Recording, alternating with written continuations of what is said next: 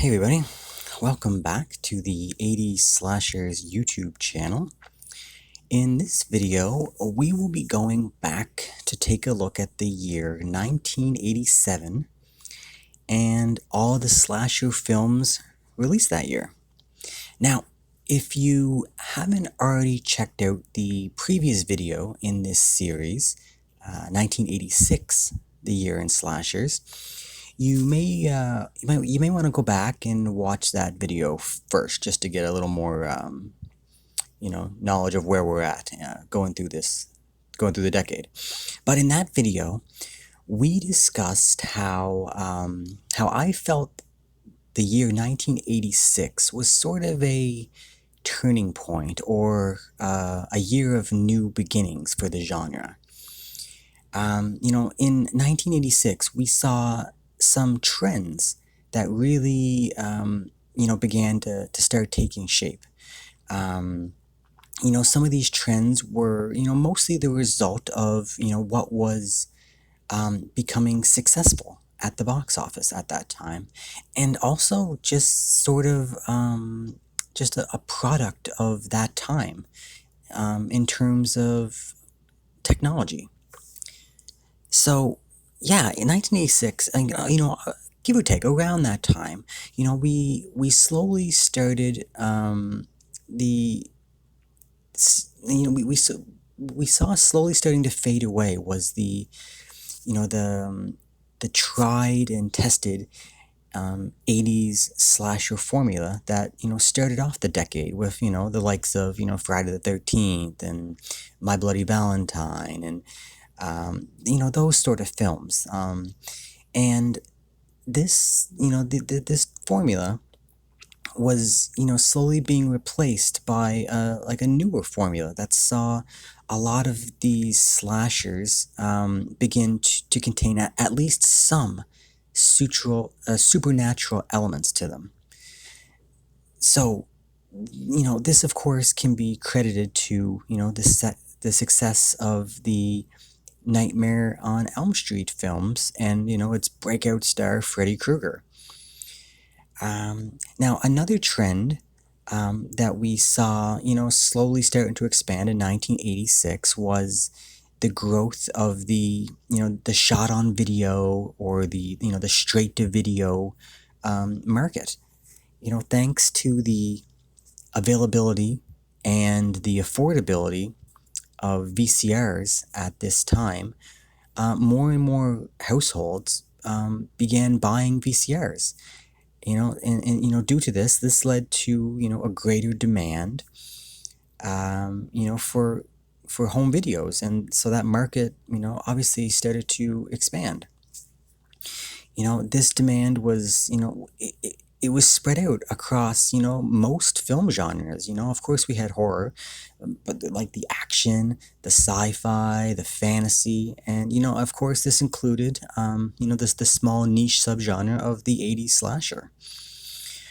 So by 1987, the 80s slasher genre was well into this current change in the market that it was seeing.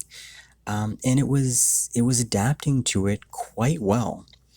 So as these two trends that we just discussed continued, we're going to notice that another one kind of gets its start in 1987 as well.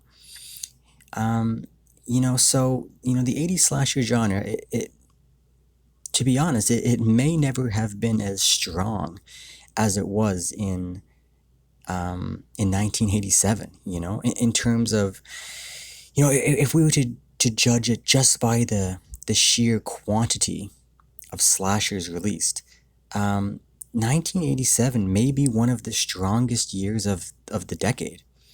Now, of course, we don't solely, judge these films and, the year as a whole by quantity, but, we do it rather by quality, of course. But, in judging it in those terms, I still feel that 1987 is a really strong year. But we will get into all of that in just a little bit. But before we do that, let's just go ahead and we'll take a quick look at an overview of 1987, the year in slashers. All right, so yeah, so right now what I have listed here, as you can see, I have a total of 21 slasher films released in 1987. Now, again, I say this every video, but these are the films that I deem 80s slashers. There's some that may be missing, that for whatever reason I don't think they quite qualify, or maybe maybe they're off my radar.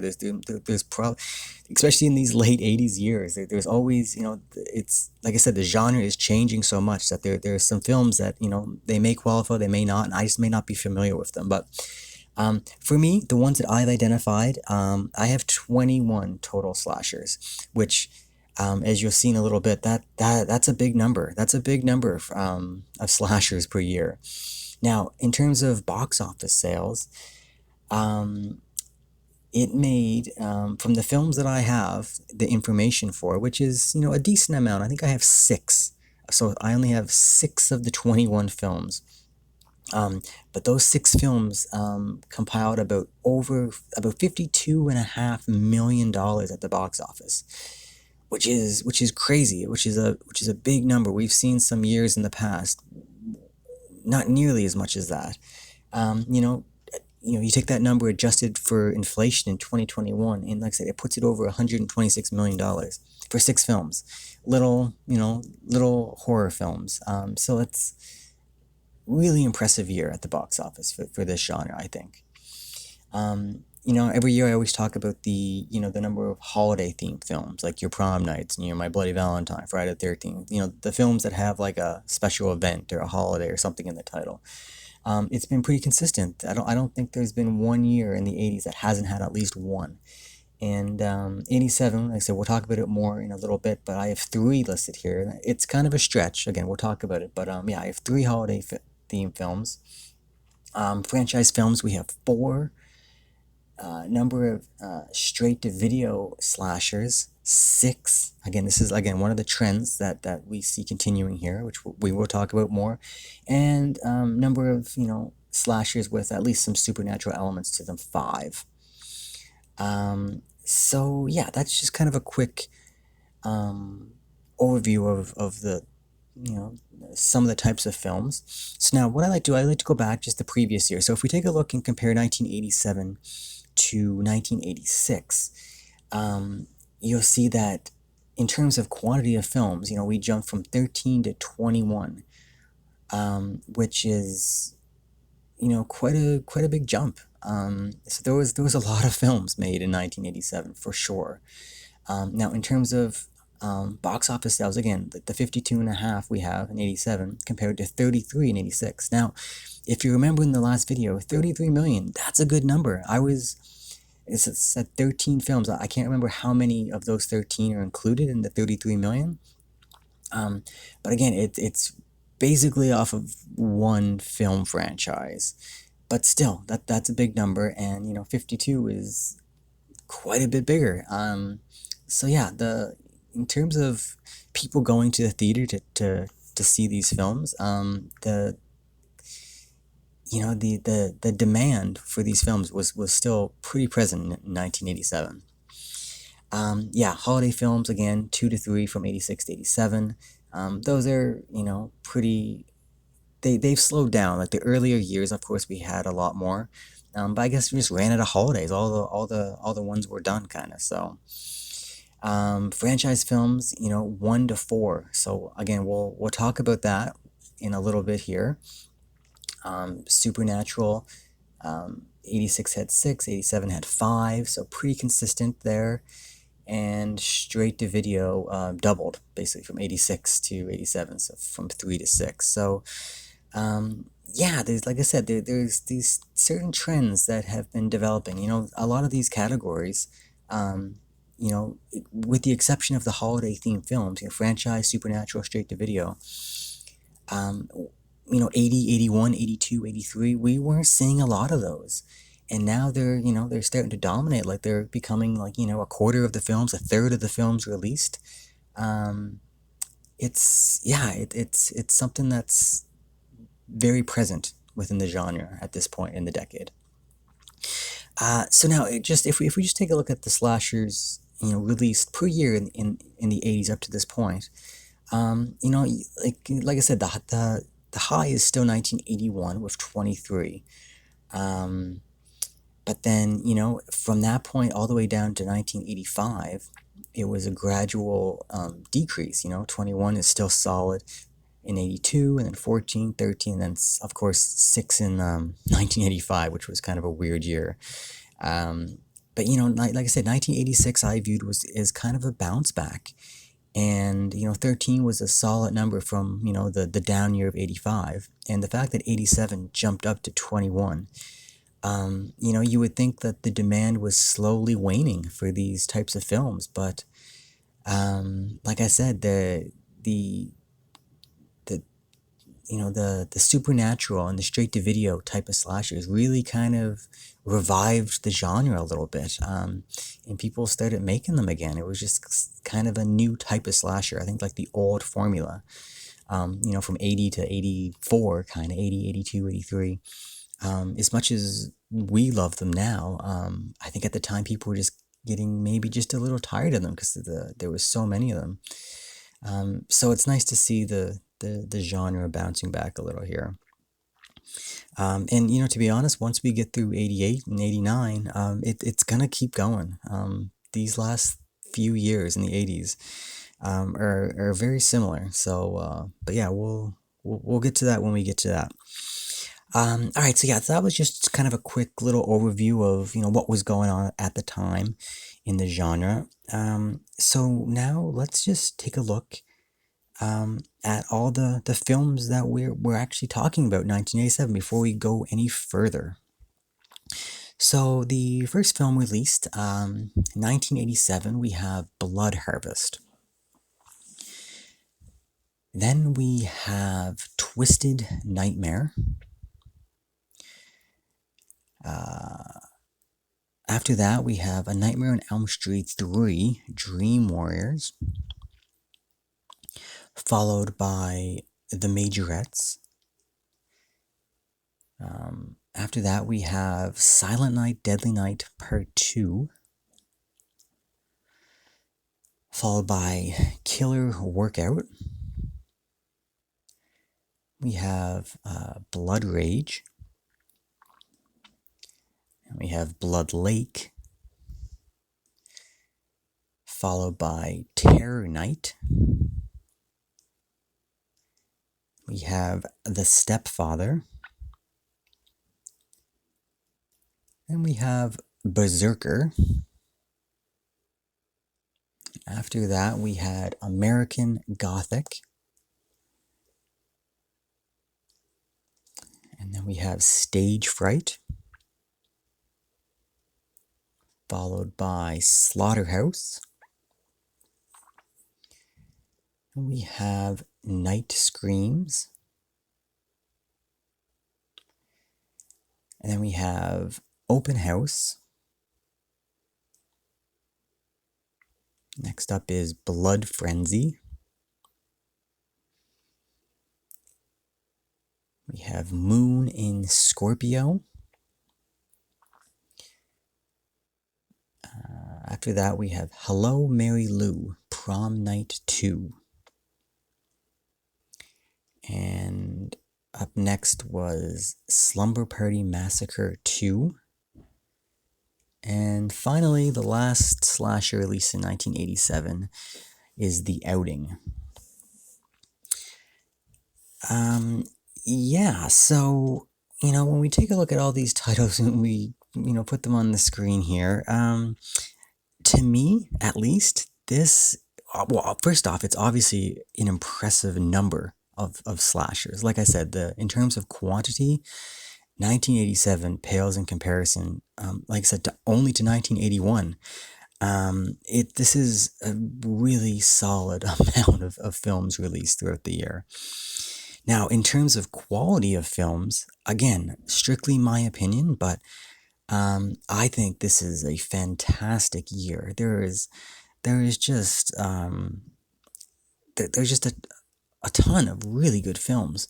Like when I look at this list, I always like to break them into tiers, kind of, and like for me, ones that would be considered like an A tier. Of course, you have Nightmare on Elm Street 3. I throw Silent Night, Deadly Night Part 2. Um, you know, uh, Stage Fright. Hello Mary Lou, Prom Night 2.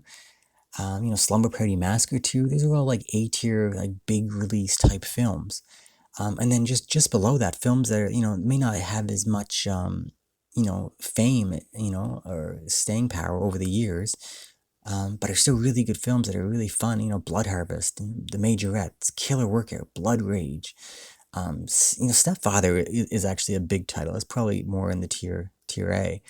Then you got like American Gothic, Slaughterhouse, The Outing, maybe. There's a lot of films, a lot of good, solid, fun films within this list. So yeah, 1987, just very impressive all around, quantity and quality. Again, just my opinion, of course.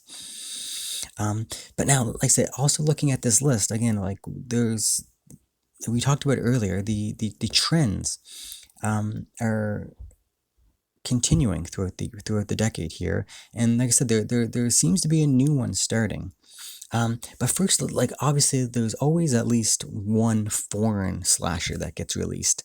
And in 1987, we have Stagefright, also known as Deliria. I think it's also known as Aquarius. It's an Italian film. It's part slasher, part giallo. A little more slasher in my opinion. Fantastic film. I love Stage Fright. So yeah, so like I said, for whatever reason, we always get at least one. Sometimes we get two or three per year, but yeah. So that's what we have for 1987 there. Quickly, if we switch to the holiday themed films, like I said, there's three films. So we have Silent Night, Deadly Night Part 2, Hello Mary Lou, Prom Night 2, and Slumber Party Massacre 2. So I might be stretching with, the Slumber Party Massacre. It's not really a holiday, it's more of an event, but, I'm going to throw it in here. Prom Night and Silent Night, they're all, they have a certain, Christmas or a prom night is a big day. So, we always have a few of these, so these ones are still sticking around. Now, when we get to the continuing trends, like we talked about before, so we'll start by taking a look at some of the the slashers with at least some supernatural elements to them. Obviously, A Nightmare on Elm Street, 3, Dream Warriors. That's obviously the biggest film of the year. Is all about supernatural elements, and is the franchise mostly responsible for so many of these to be coming out. Moon and Scorpio, some ghost elements involved. Hello Mary Lou, Prom Night 2 is definitely some ghost elements, supernatural, which is really fun film. The Outing, involves like a lamp, like I think the alternate title is called The Lamp, like a genie lamp kind of thing. And then of course Slumber Party Massacre 2 has quite a bit supernatural elements in it. So yeah, so 5 films, 5 of 21. So, about a quarter. About a quarter of the films released had some kind of element. And there's a few other ones that I didn't include that, maybe have some, like Berserker is like there's like a bear and like a Viking thing. I think they try to make you feel like it is, but in the end, it's not really, supernatural stuff. So there's some. These are the 5 main ones that I'm going to include on here. Now, if we move on to the straight to video release slasher, we have 6 of them here. So we have Killer Workout, Blood Lake, Terror Night, Night Screams, Blood Frenzy, and Moon and Scorpio. Now, these are the 6 that I believe are straight to video. Again, some of this information is really hard to track down. but there's definitely no theatrical release date associated to any of these six films. Um, Blood Frenzy, Blood Lake, Terror Night, Night Screams, they're for sure straight to video. Killer Workout and Moon and Scorpio, um, I don't believe they were ever released in theater. So, Killer Workout, also known as Aerobicide.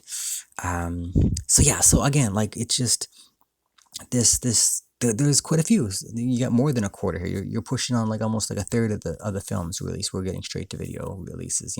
Blood Lake was shot on video, and Blood Frenzy, I'm not sure if that was shot on video. Killer Workout, Moon and Scorpio were shot on film. Terror Night, I'm not too sure about, but I know Blood Lake for sure. Potentially Night Screams and Blood Frenzy were shot on video as well, but again, not 100%. Now, like I said, so the supernatural straight to video, those are trends that we see carried, continue on from 1986. But a new trend that seems to be developing um, more, I should say, in 1987 is the franchise films. So if we take a look here, we see 4 franchise films in 1987. And of course, we have one of the big three, Nightmare on Elm Street Part 3, that, Friday the 13th, and Halloween. They're like the 3 big franchises within the 80s slasher genre. Um, but that's been it up until this point. It's been those 3, and that's it. Every other film is basically a standalone. But when you look at 1987, we have 3 films starting their franchises. At the time, you didn't know it was going to be a franchise. These were just sequels. But in hindsight, um, we all 3 of these. So Prom Night, there ended up being 4 Prom Night films, 5 if you want to include the remake. Silent Night, Deadly Night. There were 6 of those films eventually made. And Slumber Party Massacre. There's 3 of those, and maybe that's. I know some people. There's a weird thing. People don't consider it a franchise. It's only a trilogy. Whatever. I view it as a franchise. Um, so yeah. So Prom Night 2, Silent Night, Deadly Night 2, and Slumber Party Massacre 2. It seemed like at this point that the Friday films, every year that when a Friday film gets released and a Nightmare film gets released, they're always the top of the box office, and people like to go back to the same characters and the same franchise and the same world. We know that now, like all these superhero movies and all this stuff. It's what people like. They like continuing stories, and I think it seemed like in 1987 that filmmakers were like, well, let's what was a popular film? Oh, Silent Night, Deadly Night, Prom Night, Slumber Party Massacre. They start bringing these franchises back, and there's going to be another one, 1988. There's going to be more franchise films. So yeah, this was like a kind of a beginning of a new trend. Some of these franchises would go on well into the 90s and beyond. So just kind of an interesting thing how in 1987, it's 3 of these franchises kind of had their initial sequels released. So yeah, I don't know. Kind of just kind of some interesting trends occurring in 1987. And like I said, like these trends they're going to continue for the rest of the decade, and it's kind of what the genre at this point has become and moving forward. So pretty interesting. So yeah, let's move on here and let's take a look at the 1987 release schedule. So yeah, so pretty interesting here, because if you've been following this series on my channel here, you're not used to seeing this many films released. And one of the well, you see here, January we have 2 films, a film in February, March, 2 in April, 1 in May, 3 in June, 1 in July, 3 in August, 1 in September, 5 films in October, 1 in November, and nothing in December. So December is the only month in 1987 where a slasher film wasn't released, which is yeah, like that. Like we've never had that. There's always been at least a few months throughout the year where there's been no releases. So like literally like 1981 before, there probably wasn't too many weekends when you went to the theater in 1987 and you weren't able to check out a slasher film. Pretty impressive. Pretty, it just, to me, it shows that the demand was there and people just kept eating these films up. So yeah, it's really good to see that the film kind of had a little rebirth here.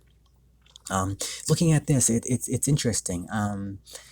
The few things that stand out to me here is, the first part of the year, January through, April, May, is typically the slow time. Like not a lot of films, like all the way back from 80, 81, 82, all the way up until like 86. There wasn't usually a lot of films. You might get one or two released in that period, and then once the summer hits, the summer films start flooding the market, and then of course going into like the holiday, Halloween, Christmas season, is typically the busy time for horror films.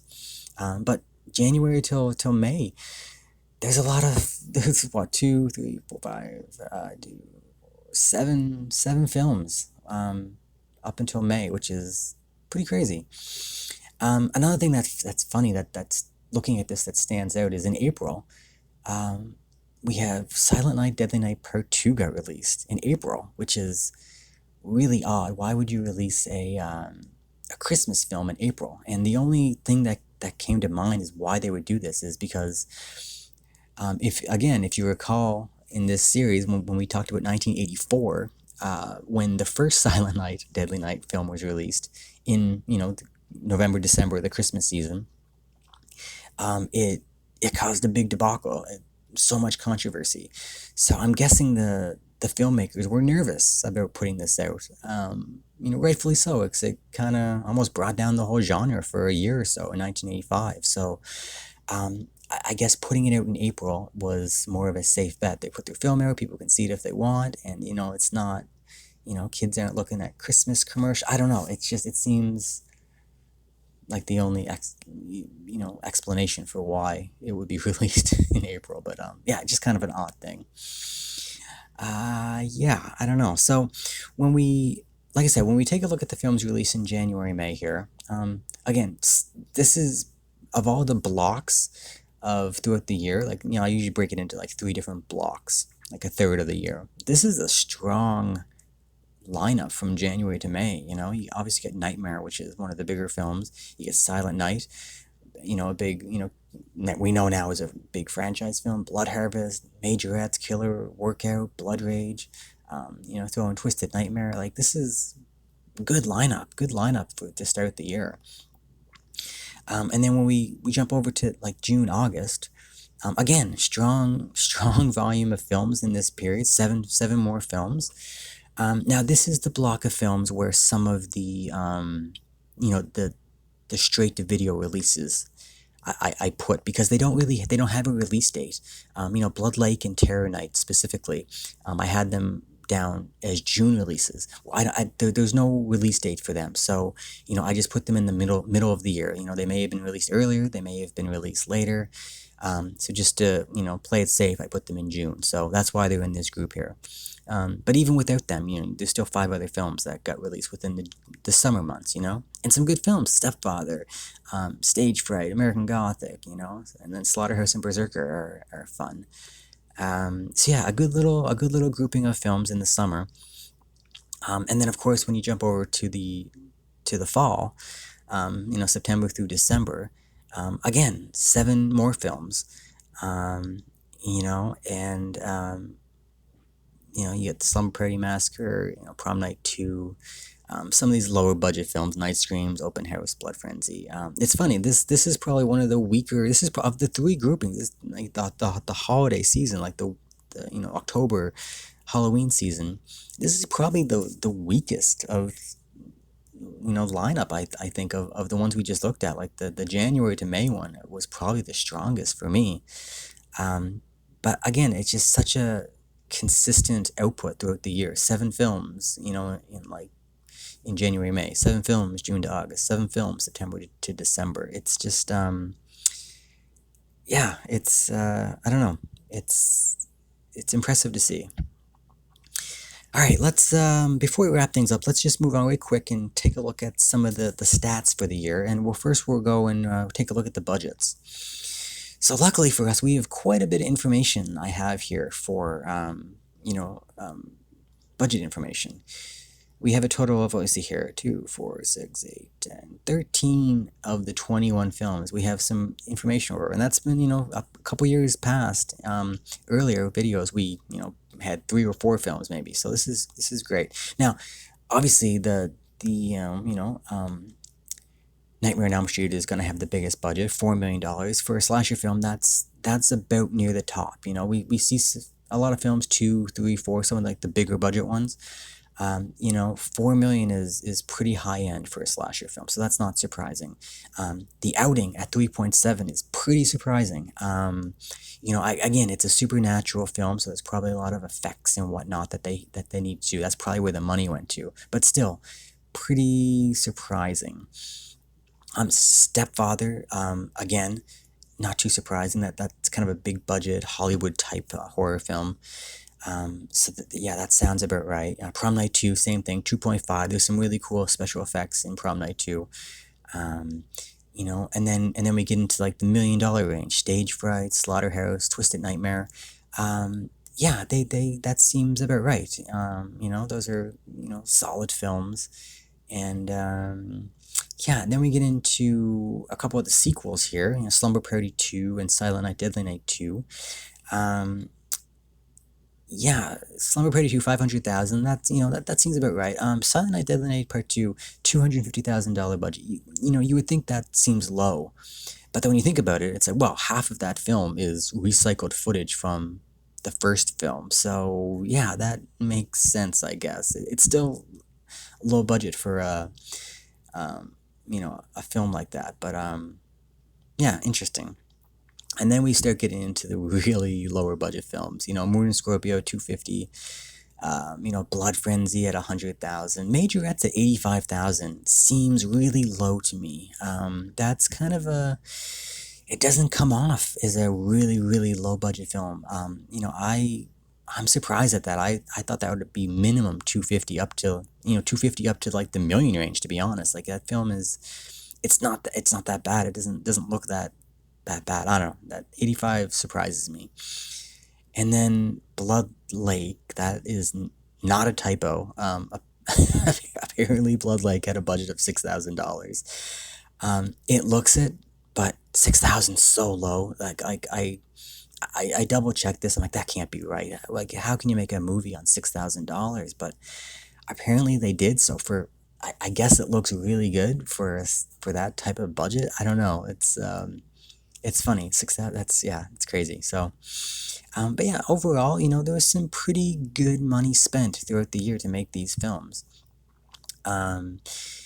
Yeah, so and like I said, there's some films missing on here. Like we don't have Blood Rage, we don't have Blood Harvest, we don't have Killer Workout, American Gothic. I feel like some of these films, would have fit somewhere within the middle of this list. So, yeah, solid year for, making, I don't want to say big budget films because they're not big budget films, but in terms of the 80s slasher, they're bigger budgets for what we're used to. So, yeah, pretty interesting. All right, let's go and take a look at the box office. Now, for this, like I said, we only have information for 6 of these films. Now, obviously, right at the top, Nightmare on Elm Street 3: Dream Warriors, almost $45 million. Now, if you remember, the total for the entire year was just over 52 million. So yeah, this film is just, at this point, this is when probably Freddy in this franchise is at its peak. I believe the next film actually does a little better, and then it starts to decline.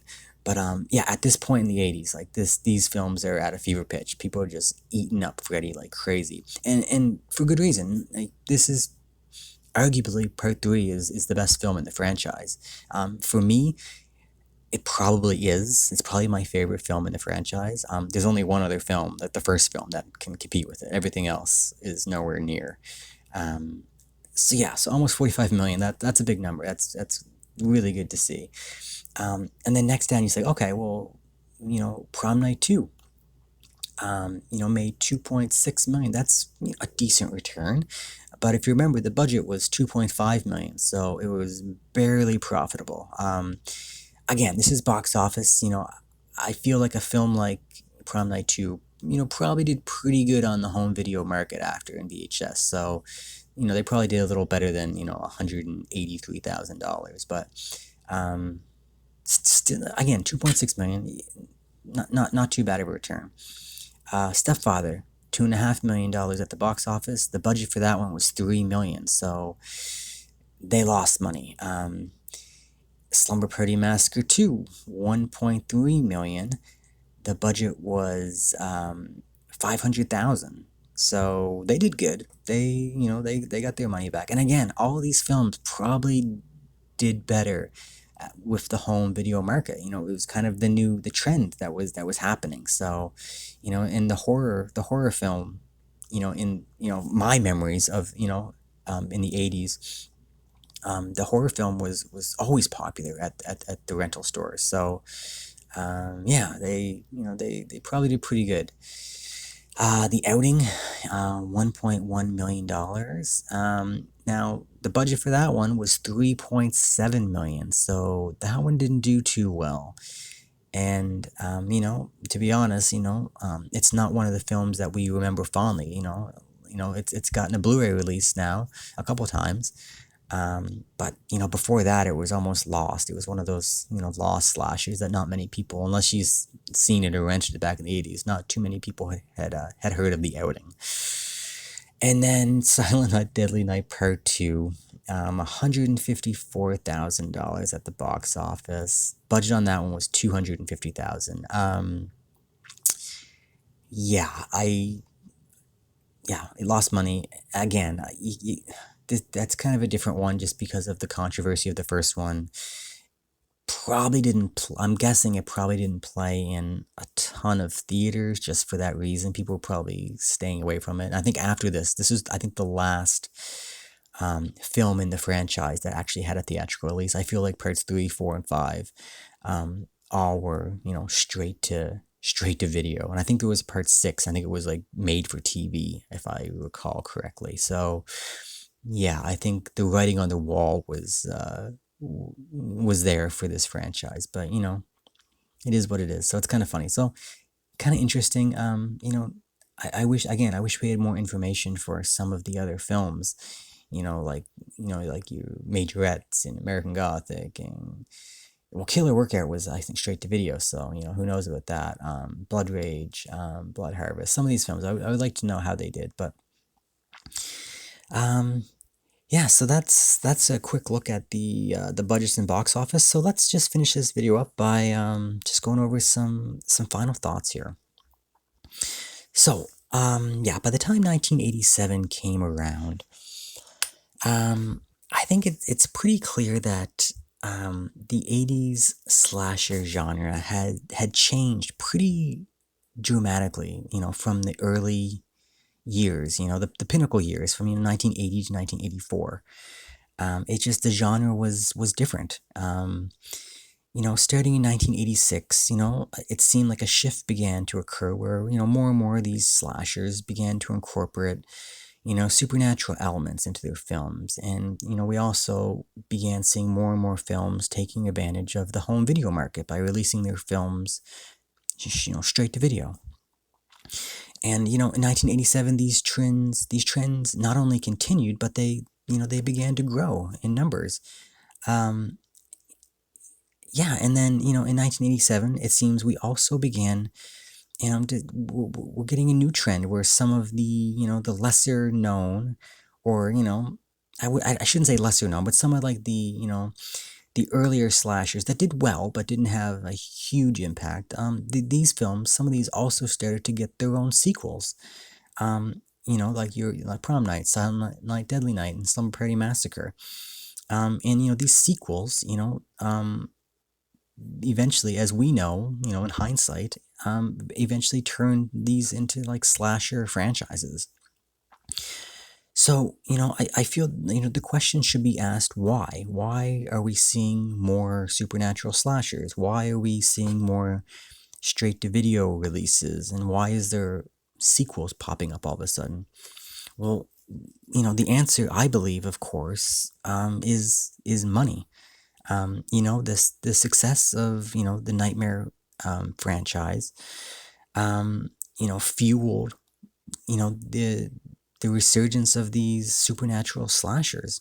The discovery of the cost savings and the return on investment of films that were shot on video and you release straight to video. Resulted in more of these films being made. The success of sequels within the genre, like your Nightmares, your Fridays, your Halloweens, of these big three. Like the success of those, led to people wanting to create more sequels to try to, get, cash in on some of these box office returns. So at this point in the decade, it appears that the driving force that is continuing to fuel the genre is money. Even though in my opinion, these are still, there's still some great slashers being made in 1987. It's kind of just becoming obvious that the genre is being steered in a direction where, profits take precedence over art, I guess, no, and this isn't surprising, I guess, all industries are fueled by profits, of course, but I don't know, in 1987, it just seems within this genre, it just seems, I don't know, it starts to become a little more blatant. But, really, to be honest, I don't, as a slasher fan, as a horror fan, I don't really care, because the fact that this genre is doing, at this point in time, is doing so well, and there's so many films that are getting released, regardless of the intentions behind this, I can't help but view it as a positive. I'm glad that there's so many of these films that had gotten released, because now we can look back and we can enjoy them for what they were. Some of them made money, some of them didn't. Regardless of the intent, like I said, it's still a good thing that we had gotten so many films. And with, like I said, with 21 films being released that year, um, like the genre may never have been as healthy and successful as it was in 1987, with, the probable exception of 1981, which, obviously was the ultimate pinnacle of the genre. So, overall, I think even though the 80s slasher genre kind of looks completely different in 1987 as compared to the early 80s, I think it's still a really strong year. And, it might be, one of my favorites of the entire decade.